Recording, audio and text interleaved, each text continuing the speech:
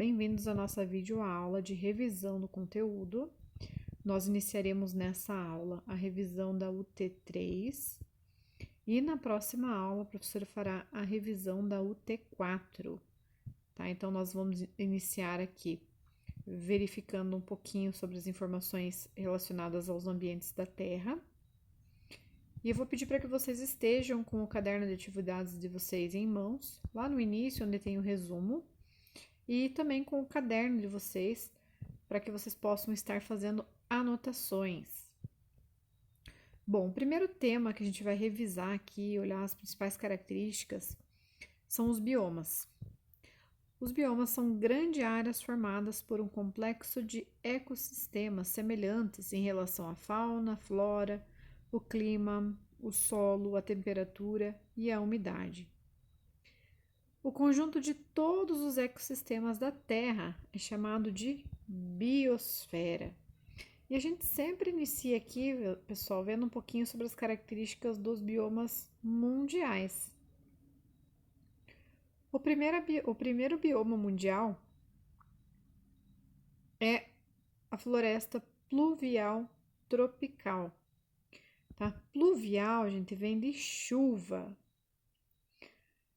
Então, nesse bioma ocorre com frequência muita chuva. Tá? O clima é mais quente e, em razão das chuvas, é muito úmido. As árvores são altas, as folhas são grandes. Por que as folhas desse bioma aqui são grandes, gente? Porque as folhas transpiram, né? Eliminam também o excesso de água. Então, como é um local onde há grande disponibilidade de água, as plantas acabam eliminando esse excesso de água, tá? Então, as folhas são grandes, são largas. Diferentes níveis de cobertura vegetal, a gente chama esses diferentes níveis de estratos, né? Então, plantas mais arbustivas, árvores altas,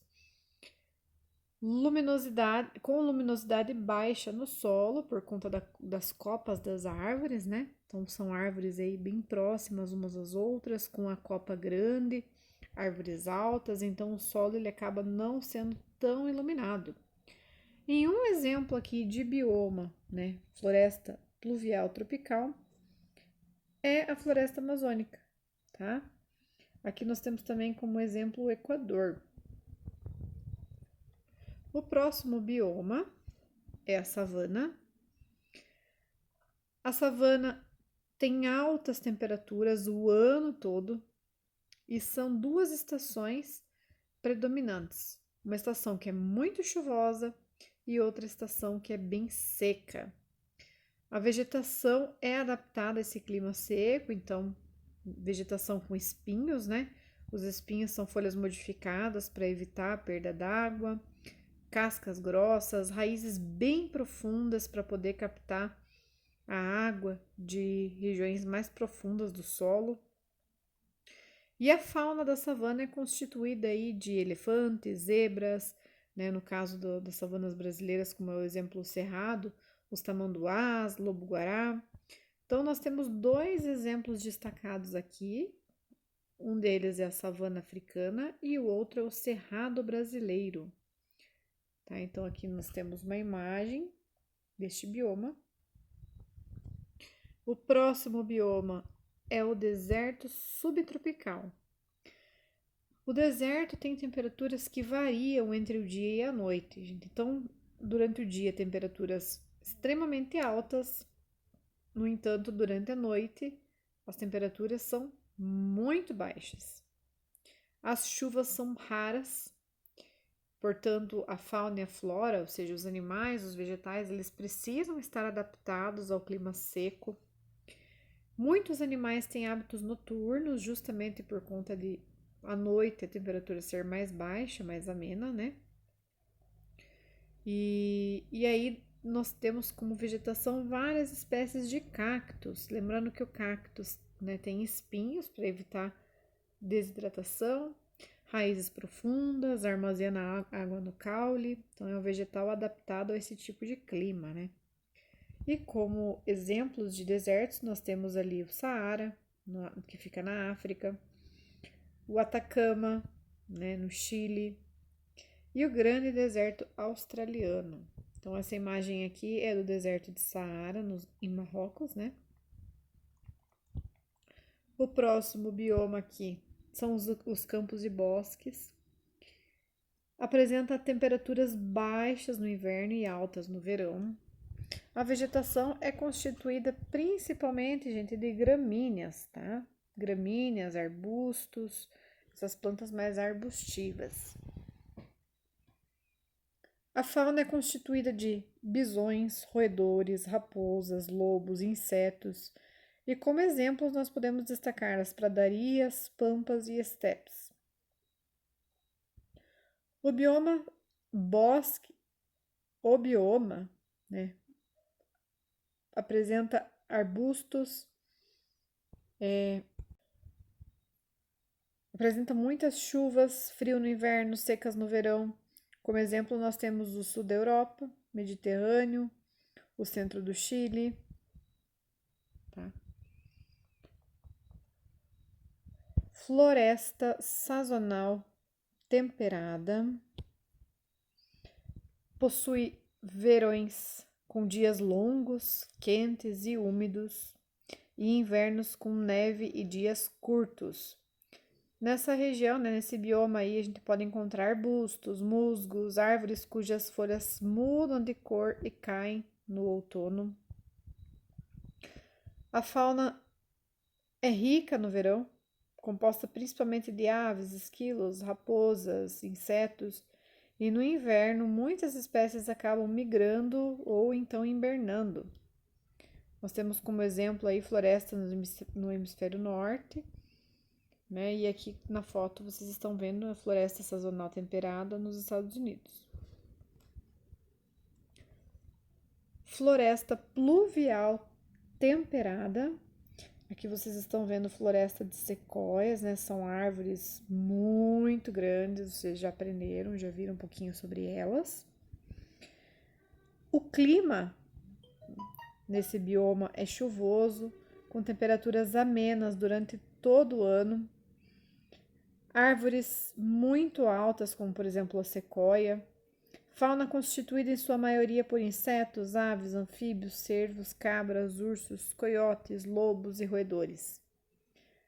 Como exemplos, a gente pode destacar ali floresta do noroeste da América do Norte e do sudeste da Austrália. Taiga. A taiga tem o clima frio, verões que são curtos e invernos que são longos, com muita neve. O solo é pobre de nutrientes, a flora com pinheiros, né? Então a gente chama esse tipo de flora aqui de floresta, né? Das coníferas. Essa forma ali permite que a neve não fique acumulada, né, nesses vegetais.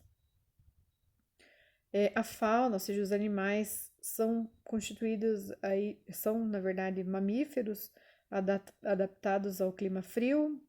Como exemplos, a gente pode citar lobos, ursos, tigres, esquilos, coelhos. E aí, como exemplos, posso destacar aqui a floresta das coníferas do Alasca, Canadá, Europa, Ásia. A tundra tem o clima polar. O solo fica congelado durante quase todo o ano. A vegetação é escassa. No verão, há pequenos arbustos, musgos, líquens. A fauna é constituída principalmente de mamíferos que são adaptados ao frio, como renas, bois amiscarados. E como exemplos, a gente pode citar aí locais que são próximos ao Polo Ártico.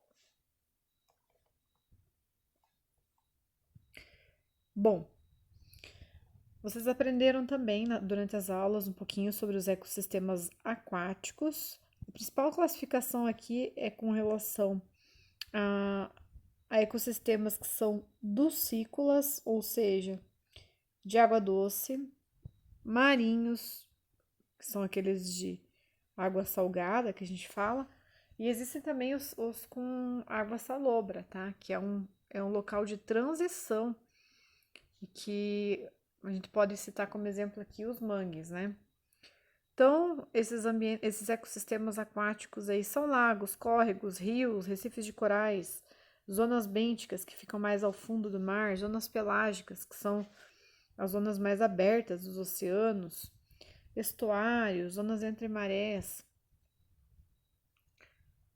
Aqui, com relação aos biomas brasileiros, a Amazônia a gente viu lá quando a professora falou um pouquinho sobre a floresta pluvial, tropical, né? Aqui nós temos mais alguns exemplos de animais, né? De fauna. Então, insetos, aranhas, anfíbios, muitos anfíbios, tá, pessoal? Porque, como vocês sabem, é um local quente e úmido que é propício a esse tipo de animal. Peixes, serpentes, mamíferos, como por exemplo o macaco, coati, onça, jaguatirica. A flora também é rica, né? Como alguns exemplos aqui, o açaí, o guaraná, castanha do Pará, cupuaçu, cajá. O cerrado, né? A nossa savana brasileira, tem o clima tropical quente, o inverno seco, queimadas naturais, verão chuvoso. Gente, esse bioma é conhecido como floresta invertida. As árvores são baixas, no entanto, as raízes são bem profundas para poder captar água. Tá? Após as queimadas, ocorre o rebrotamento das plantas. É um bioma muito rico, é o segundo bioma, maior bioma brasileiro e também em termos de biodiversidade. Aqui nós podemos citar como exemplos de animais, né, fauna, insetos, serpentes, tamanduá-bandeira, tatu, lobo-guará, onça pintada, onça parda. Como flora, buriti, mangaba, ariticum, guaraticum. Tá? A caatinga tem o clima seco, com pouca chuva, o solo é rico em minerais, mas é pobre em matéria orgânica, por isso ele é muito claro, ele é um solo bem claro, gente. A vegetação tem que ser adaptada ao clima seco e muitos arbustos, né, com espinhos, raízes que são longas, caules que armazenam água, porque é uma região em que não há não existe chuva praticamente, né? O clima é muito seco, as chuvas são muito escassas, então tanto os vegetais quanto os animais precisam estar adaptados. Fauna, né? Calangos, que são répteis, né? O carcará, o gambá, serpentes, morcegos, aves, onça, veado. Tá aí a flora, xique-xique, mandacaru, capim dourado, umbu, aroeira, juazeiro são exemplos de plantas aí típicas do bioma caatinga. Aqui mais abaixo nós temos a Mata Atlântica. Mata Atlântica tem o clima quente e úmido, muitas chuvas, árvores que são altas, diferentes níveis de cobertura vegetal, formação de serrapilheira, que é aquela camada de vegetais, de folhas que ficam em decomposição ali no solo. Abriga ecossistemas como, por exemplo, a Mata das Araucárias, restingas, manguezais. É um bioma riquíssimo em termos de biodiversidade, gente, riquíssimo. E que vem sofrendo muito com desmatamento, com queimada.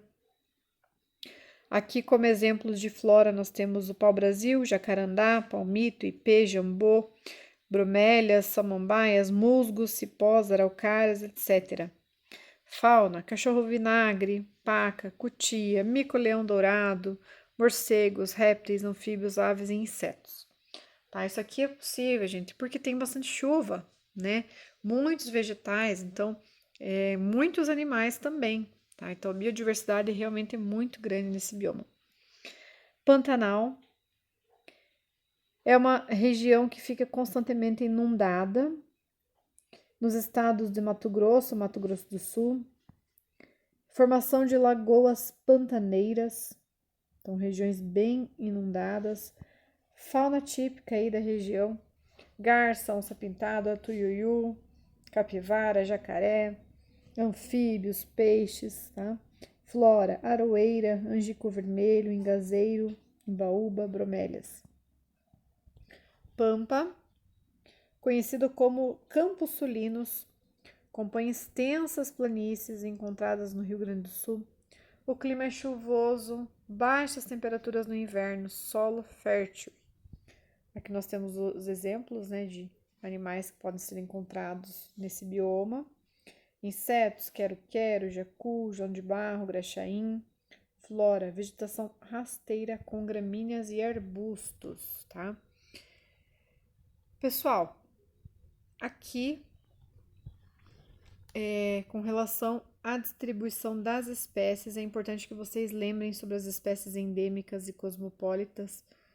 As endêmicas são aquelas que ocorrem somente naquela região, né, determinada região. As espécies que podem ser encontradas em várias regiões do planeta são chamadas de cosmopolitas, tá? Como é o exemplo o pardal ou algumas espécies de pombas, tá? Que foram distribuídas aí em todas as regiões do planeta. Biogeografia é a ciência que se ocupa, né, que estuda aí a distribuição geográfica dos seres vivos atuais e aqueles que foram extintos. Auxilia na investigação da história da Terra, das modificações que foram ocorrendo aí ao longo dos milhões de anos. A distribuição das espécies do nosso planeta é influenciada por muitos fatores, como, por exemplo, o movimento dos continentes ao longo do tempo. Esse movimento recebeu o nome de deriva continental. Então, antes nós tínhamos lá a Pangeia, né, um único continente, e atualmente nós temos mais de um continente. Lembrando que os continentes continuam em movimento, tá bom, pessoal? Então, o Alfred, né, que foi o precursor dessa teoria, né, aquele que defendia essa teoria, dizia que tudo havia se iniciado com um único continente chamado Pangeia, há cerca de 280 milhões de anos, e que esse se fragmentou em outros dois grandes continentes há cerca de 135 milhões de anos, um ao norte chamado Laurásia e outro mais ao sul chamado Gondwana. Esse processo de fragmentação resultou na distribuição dos continentes como conhecemos atualmente, né? Essa teoria aqui, ela é a mais aceita. Como é possível saber sobre isso, gente? Quais são as evidências, né, que corroboram aí para essa teoria? Que espécies de animais e vegetais foram encontrados em continentes diferentes separados pelo oceano? Não haveria possibilidade desses seres vivos se deslocarem através do oceano para poder chegar nesse outro continente. Essa é uma das evidências. Os costões rochosos também, né? Por exemplo, os costões do Brasil e da África, né? Continente africano. Esses continentes seguem, né, em movimento, se distanciando, graças ao movimento das placas tectônicas. A crosta terrestre é formada por esses blocos, né, chamados de placas tectônicas, que ficam flutuando sobre o magma, que pode se aproximar, pode se afastar, tá? E aí aqui nós temos essa imagem que mostra, né, as placas tectônicas.